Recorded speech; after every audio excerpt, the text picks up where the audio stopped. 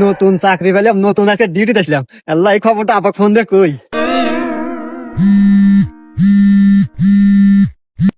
হ্যাঁ বাজান, হ্যালো আব্বা। আব্বা, আমি নতুন চাকরি পাচ্ছি, পুলিশের চাকরি পাচ্ছি। কই? তুই কি করিস বাজান? তুই পুলিশের চাকরি পাচ্ছ? হ্যাঁ, আমার শুনে আত্মাটা জুড়ে গেল বাজান। আমার কত স্বপ্ন ছিল তুই একটা চাকরি করবো, সরকারি চাকরি করবো। যাক বাজান, আমি খুব খুশি হচ্ছি বাজান তুই চাকরি পাচ্ছ। আব্বা, ওই আমাদের বাড়ির পাশে যে টয়লেট মোড় আছে না, রাস্তা, এই রাস্তায় আজকে আমি ডিউটি করতেছি, তুমি আসো দেখা হয়ে যাও। বাজান আমি এই সময় কিভাবে যাবো আমি বুঝতেছি না তো।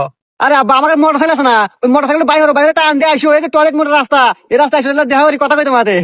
আচ্ছা আচ্ছা বাবা, ঠিক আছে, আমি এখনই আসতেছি। বাজান আয় আমার বুকে আয়। আব্বা, বুয়ে পড়ে যেতেছি, তুমি মোটর সাইকেল নিয়ে পারাইছো, তোমার মাথায় হেলমেট নাই, 500 টাকা জরিমানা দাও। ঠিক আছে, আমি কল তোর বাপ। দেখো আব্বা, আইন আইনের গতি চলে, আইনের কোনো বাপ মাও নাই। আইনের কাছে সবাই সমান, টাকা দিলি দাও, না দিলি জেলে নাও।